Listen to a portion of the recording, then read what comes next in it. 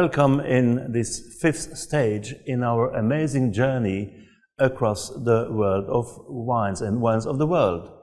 Today we are going to see that are three different types of wines. We indeed may identify three categories: still wines, sparkling wines and fortified wines. Still wines can be classified into three general categories. They are white wines, which are not colorless but a little yellowish, red wines, which have the color intensity based on the soaking time and the grape variety. And in between, we find rosé wines, pink or blush. But wines can be classified by their taste too. The sweetness of the wine helps us to judge the wine by its taste. Classification of the wine according to the taste is as follows: dry wines, off-dry or medium wines, and sweet wines. Sweetness comes from residual unfermented remaining sugar.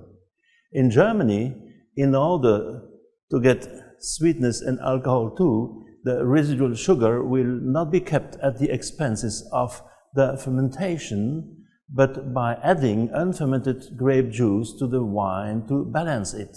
Süßreserve, or sweetness reserve as they call it. The wine-making processes will be explained in week 12. Where does the color come from? Color comes from anthocyanin, which are water-soluble pigments we find in the grape skin.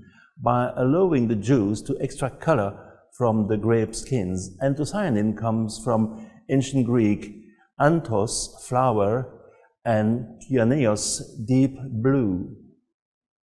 Grape varieties like Alicante Henri Boucher, Dornfelder, or the local Pogdam have dark red flesh and produce dark red color juices. Those varieties are sometimes called dyer and are used to enhance the color of red wines without too much hue.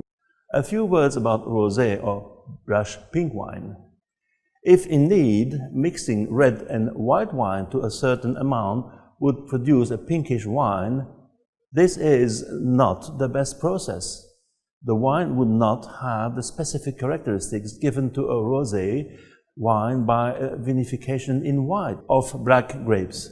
Even in countries like France, it's not allowed by law to produce a rosé that way, except for champagne. High-end producers, though, do not use that method, but rather the bleeding or saignée method, which I will explain a bit later.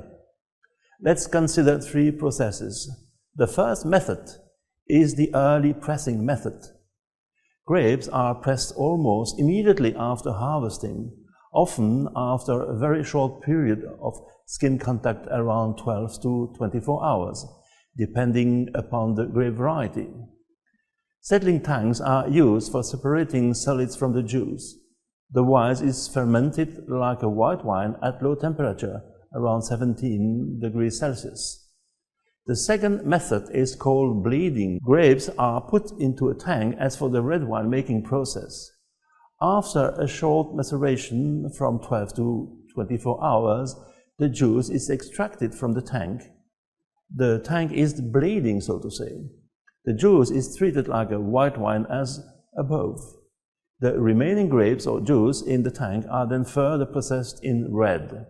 A third method is called cold soaking. The grapes remain in the tank at low temperature, around 15 to 70 degrees Celsius, without fermentation, sometimes for less than 12 hours, rarely up to 24 hours. Wine gained after 12 hours or a night may be called night wine. Rosé or blush wines are mostly dry or off-dry. White wines are generally slightly yellowish and they are made from white grape varieties. Some of the white wines can be made from the red grapes. Champagne Blanc de Noir is the best example of a white wine made from red grape varieties, Pinot Noir and Pinot Meunier. In such a case, the skin of the grapes is not allowed to have any contact with the grape juice. In Champagne, the term Blanc de Blanc designates champagnes made only from Chardonnay grapes. As you saw in week 2, Pinot Noir, Pinot Meunier and Chardonnay are the only grape varieties authorized in the champagne making process. Some white wines are very specific, like the Vin de Paille literary straw wine, where the grapes are set to dry out on straw before fermentation in order to increase the sugar concentration. Another is the Vin jaune or yellow wine from Jura in France, made from the Savagnin grape variety. The Vin jaune will be left in a cask without any addition of wine during 6 years and 3 months. During that period of time, casks will lose around 40% by evaporation. Like in Spain, for the sherry, a layer develops at its surface called le voile, the veil. Unlike sherry, the Vin jaune does not belong to the category of fortified wines, topic we are going to see a bit later. Vin jaune is traditionally bottled in cleveline, which is an old English bottle shape with a content of 62 centiliters. Saying that the bottle size alludes to the amount of wine left over after 6 years of aging and evaporation of 100 centiliters is a tale. The white wines generally range from dry to sweet wines. Now sparkling wines. Sparkling wine is a fizzy wine with carbon dioxide in it. The carbon dioxide may result from natural fermentation, either in the bottle, in the fermentation tank, or by addition of carbon dioxide after fermentation. Champagne is the most famous sparkling wine. Only wines produced in Champagne, France, following the appellation rules, may be called champagne. Different methods are used. The méthode champenoise, around 1700, Dom Pérignon discovered by accident the méthode champenoise, which was in fact in use in Limoux to produce the Blanquette de Limoux a long time before.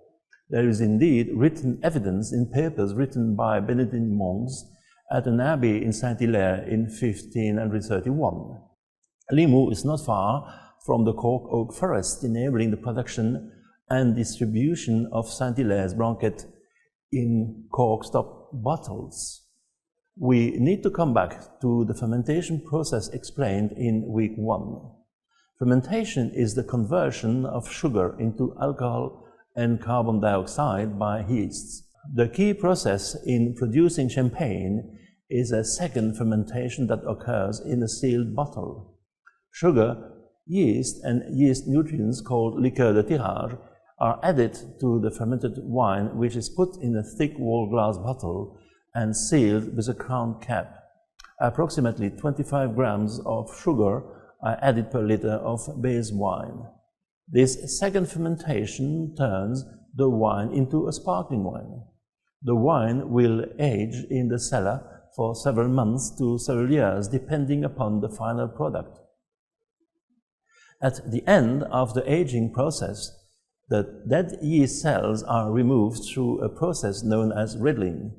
In the past, this was done by hand, but nowadays there are machines to do the job. Only very special cuvées are still done by hand. Once the riddling process done, the neck of the bottle is plunged into a refrigerant liquid, and the frozen dead yeast are removed in a step called disgorging. Now that the champagne is yeast-free, a little sugar can be added to balance the dryness of the disgorged champagne. Adding the so-called liqueur d'expédition is the dosage step which determines the sweetness or the dry character of the final product. But zero, no sugar at all. Dry brut, extra dry, which is really not all dry. Demi-sec, slightly sweet, and doux, which is sweet and luscious. The bottle then receives a cork, a capsule, a wear cap, a label, and a color. The next method is the Charmat method. The Charmat bulk process is named after the inventor of the large stainless steel tank used in place of individual bottles. Wine is produced in the classic way. Then the second fermentation takes place in a closed tank. The fermentation is then stopped by a quick drop in temperature at around -4, -6 degrees Celsius.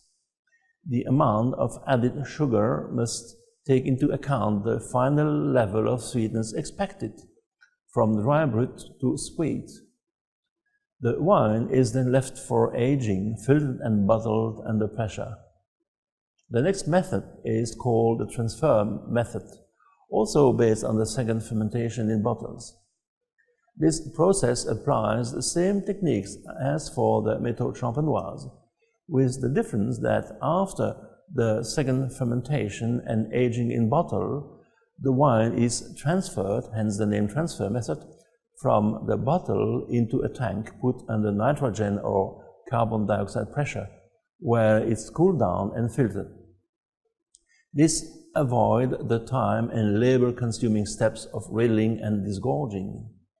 The wine is then bottled under pressure as for the Charmat method. The last and less interesting method uses injection of carbon dioxide. It's the process used in soft drinks, a low-end process not often used, which does not allow the usage of the name sparkling wine. The last type of wines we are covering today are fortified wines. Fortified wines are those that are produced with a small addition of the grape spirit. In France, they are produced in southern regions where a high sugar content can be reached. We are talking about Muscat de Fontignan, Rivesaltes, Lunel, Saint-Jean-du-Minervois, Baume de Venise, or Banyuls. They need a potential of 14 degrees or 252 grams of sugar per liter. Alcohol is added during the fermentation. The alcohol quantity represents 5 to 10% of the total volume. That process stops the fermentation and keeps the sugar, aromas, and flavor of the grape unchanged. Fortified wines generally include the dry and sweet styles. Other famous fortified wines are port wine, Madeira, and sherry. Sherry is believed to be one of the earliest fortified wines, which may have been produced as early as in 1260. The vineyards are mainly located within a triangle formed by the sherry towns Jerez de la Frontera, El Puerto de Santa Maria, and Sanlúcar de Barrameda. Sherry is actually one of the world's oldest wines and has a long history. What makes sherry wine so special is the aging in a solera. The wine is kept in a 600-liter barrel, which is not filled up but will contain around 500 liters of wine. This allows the development of a yeast layer called flor, which protects the wine from excessive oxidation. This would be a bit too short explanation, the whole process being quite complex. The appellation uses 3 grape varieties, which are Palomino, Pedro de Ximénez, and Moscatel, Muscat of Alexandria. Palomino covers the greatest surface, about 92%.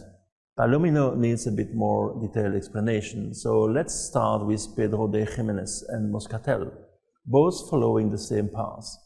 Similar to the French vin de paille, the berries are sun-dried after harvesting until the grapes lose some of their water and get a higher sugar concentration. They look like resins when they are processed. The fermentation of the Pedro de Ximénez and Moscatel wines will be stopped early in the process in order to keep the sugars. These wines are left to settle during the winter months, and a layer of yeast called flor, similar to the veil, le voile, as we saw before when we were talking about the vin jaune from the French Jura region, will naturally develop at the surface of these base wines. Later, the wine is fortified up to 17–18%, which kills the yeast and so does not allow the flor to cover the wine, which will undergo an oxidative aging in a solera. By the way, what is a solera? The Solera is a complex system of maturation based on fractional blending involving the use of a great number of casks. In this example, we can see a system made of 3 escalas, 3 scales, the Solera and 2 criaderas. The Solera is traditionally the lowest scale, containing the oldest wine ready to be bottled. Each stale contains wine of the same age. The amount taken is called sacca and never exceeds 1/3 of the cask's volume. That quantity of wine is then replaced by wine coming from the next younger scale, the criadera number 1, just above the Solera. This replacement is called rosé. The wine from the first criadera will on its turn be replaced by wine from the second criadera, or scale just above the first criadera, which in our example contains the youngest wine in the whole system. Then the second criadera is topped up with a new wine of the same type named sobre tabla. It's important to note that the extraction is only partial and never exceeds 1/3 of the volume contained in a cask. The wine will always be a blend of different vintages. In fact, although the law allows saccas and rochers up to 35%, the usage is to extract only 10 to 15% of the content of 550 liters, even less in Manzanilla Soleras, where the number of criaderas is also much higher, at least 9 and up to 20. The representation we could see on the animation can be found in small bodegas or in bigger bodegas to explain the system to visitors. In fact, criaderas can amount to hundreds of casks and will not be piled up but placed in different rooms or even buildings. I use the word cask on purpose. Have you ever seen a bottle of single malt whiskey with the mentioned single cask on the label? This is just to mention that most of the great Scotch whiskies are aged in casks which were previously used for sherry. It's not always the case. In Donington, I could taste a glass of a Springbank single malt whiskey which was aged in a cask previously used for aging rum. Very surprising indeed. First, the specific flavor of an old rum immediately followed by the one of a great single malt whiskey. But let's go back now to Spain and discuss the process followed by wines made from Palomino grape. The production diagram comes from the well-documented website sherrynotes.com. Harvested in early September, the Palomino grapes are lightly pressed and the must from the first pressing, called first yema, is used to make sherry. The product of the second yema will be used to make wine or vinegar, and the remaining, called princess, will be distilled. After fermentation, wines are classified. Pale wine, palo, will become fino or manzanilla and fortified to 15% alcohol content. Darker, more full-bodied wine, gordura, will be fortified up to 17.5% alcohol, which will kill the floor, and the wine will be aged following the oxidative way like a Pedro de Jimenez. Some wines are in between and will be first fortified to 15% alcohol and further tasted to decide whether they will remain fino or become an amontillado or a palo cortado and undergo an oxidative aging like an oloroso. Sherry is traditionally drunk from a copita, a special tulip-shaped sherry glass. Sherry makes the fame of Spain. Portugal can be proud of its port. Since the 2nd century before Christus, the Romans grew vines and made wine on the banks of the Douro River, where port is produced today. Although they came from some 80 kilometers from the coast, the wines took the name of the city from which they were shipped, or Porto in Portuguese, becoming known as port. The earliest recorded shipment of wine under this name took place in 1678. English people applied the same method as for other wines to protect the wine during the long sea voyage. It was fortified prior to shipment with the addition of a small amount of grape spirit or brandy, which increased its strength and prevented it from spoiling.